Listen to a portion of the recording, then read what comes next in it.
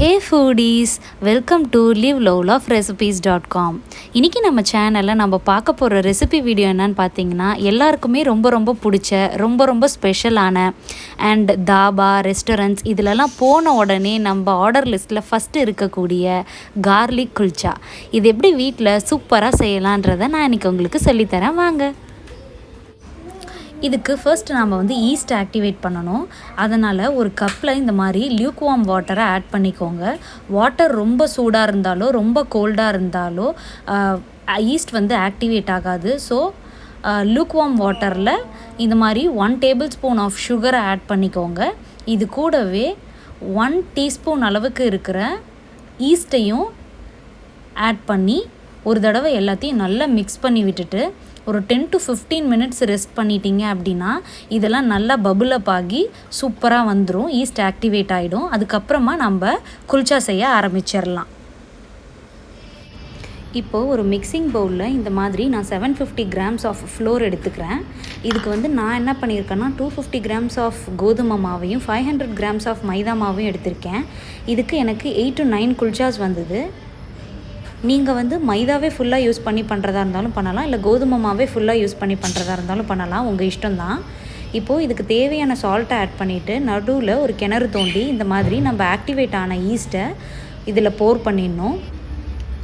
இப்போது இதில் 3 table spoons of புளிக்காத நல்லா ஃப்ரெஷ்ஷாக இருக்கிற தயிரை ஆட் பண்ணிக்கோங்க. தயிரை ஆட் பண்ணிவிட்டு இதை நம்ம எல்லாத்தையும் நல்லா மிக்ஸ் பண்ண போகிறோம். இது பார்த்திங்கன்னா ஃபஸ்ட்டு ஒரு க்ரம்பிளி மிக்ஸ்சராக தான் வரும். இதில் உங்களுக்கு இன்கேஸ் மாய்ஸ்சர் பத்தலை அப்படின்னா சுட வச்சு ஆற வச்ச பாலை ஆட் பண்ணி தான் நீங்கள் மாவு பிசையணும். தண்ணி ஆட் பண்ணாதீங்க.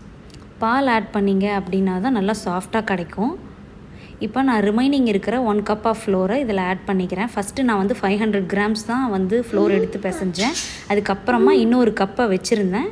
இப்போது அதை ஆட் பண்ணிக்கிறேன். கொஞ்சமாக அதிலே பால் ஆட் பண்ணிவிட்டு நல்லா பிசைஞ்சிக்கலாம்.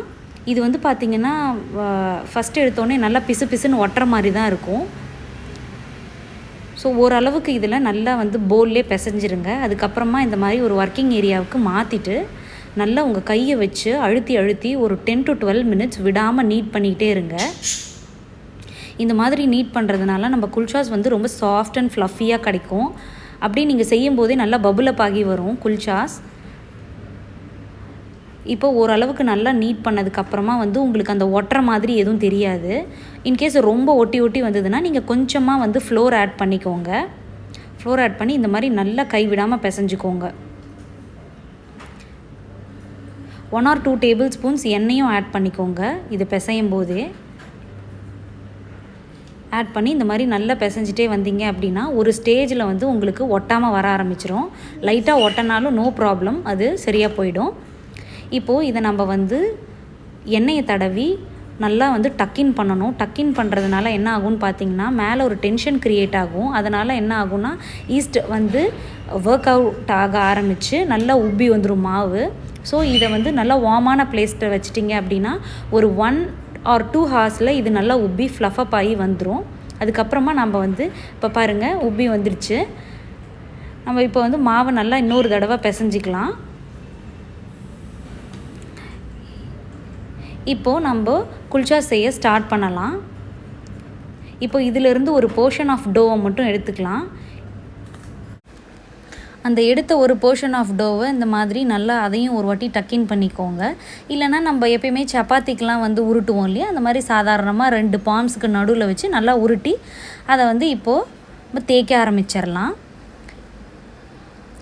இப்போது இதை ரவுண்ட் ஷேப்பில் பேசிக்காக நானுக்கும் குல்ச்சாவுக்கும் உள்ள ஒரு வித்தியாசம் என்னன்னு பார்த்தீங்கன்னா நான் டியர் ட்ராப் ஷேப்பில் இருக்கும்.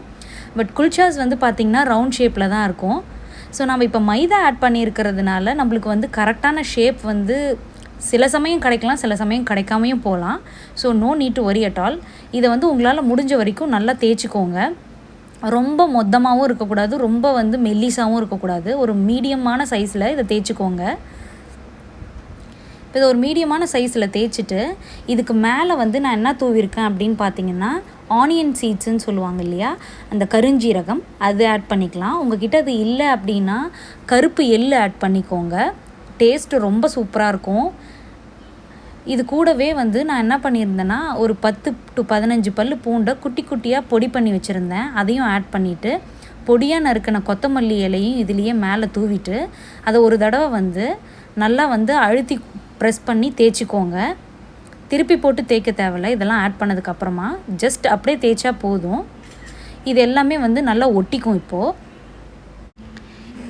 இப்போது ஒரு தவாவை இந்த மாதிரி மீடியம் டு ஹை ஹீட்டில் சூடு பண்ணிவிட்டு அந்த சூடாக இருக்கிற தவாவில் கீழே கொஞ்சமாக கீ வந்து ஸ்மியர் பண்ணிவிட்டு அதுக்கு மேலே இந்த குல்ச்சாஸை போட்டு குல்ச்சாஸ் மேலேயும் இந்த மாதிரி பட்டர் ஆர் கீ அப்ளை பண்ணிவிடுங்க.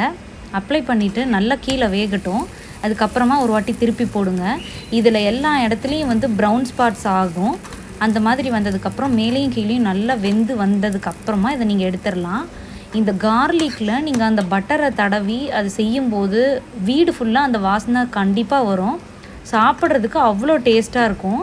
நம்ம கடையிலலாம் வாங்கினோம் அப்படின்னா ஆறி போன உடனே ஜவ்வு மாதிரி இழுக்கிற மாதிரிலாம் இருக்கும்ல. வீட்டில் செஞ்சால் நீங்கள் 6 மணி நேரம் 7 மணி நேரம் ஆனால் கூட அப்படியே சாஃப்டாகவே இருக்கும்.